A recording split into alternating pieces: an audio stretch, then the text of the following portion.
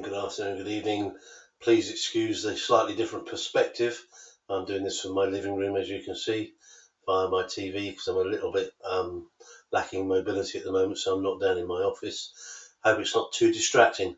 My name is Kevin. I'm reading the letters that my dad, late Father Jimmy Hodge, who was a journalist in the Medway area of Kent, wrote every day in the year 1999. And he did it to mark the sort of turn of the millennium a year later. Today we're on 1st of March and the sun is shining, which is nice. Just sort of three things really today to relate. Dad was writing in defence of the National Health Service. Gets a lot of bad press depending on which paper and time of the week, month. He was saying that he'd been to an audiology, that's it, appointment at the local hospital, and only waited 10 minutes before he got in and was out 20 minutes later and home 30 minutes, in total, I think it was. And he was just wanted to give a shout out for that particular service, I think. Although he did find it a bit amusing that he suddenly bumped into someone who he usually sees every day when he used to go and get his newspaper. She was also coming out of the same hospital at the same time, so small world and all that. He then went on to a story about someone called Errol from South Shields, who apparently was mum and dad took him to a psychiatrist because they thought he might have been autistic.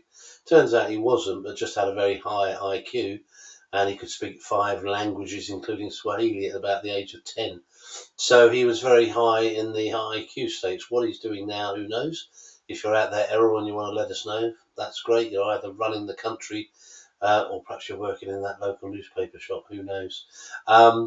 He was saying really that, in his day, if you were seen as bright and you put your hand up, you were in a gang of one, as he put it, and it was just not the done thing to be the cleverest or sharpest pin in the class. So he thought that was going to be a bit of a hindrance for Errol. I think that's changed nowadays. I don't think that's quite the case, and I think that's we've got more educated in trying to cater for a whole wide range of people, haven't we? So hopefully he's doing fine.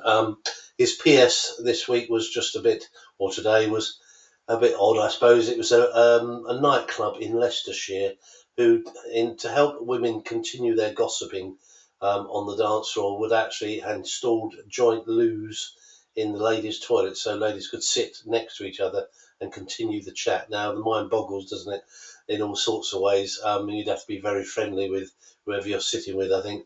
But Dad was saying, well, most blokes stand next to each other, don't they, when they're in a toilet, public toilet, and on the whole, don't say a word. So that was a bit weird.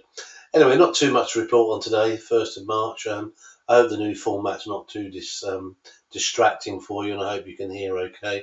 And I'll see you again tomorrow. Mind, here you go. Cheers, bye.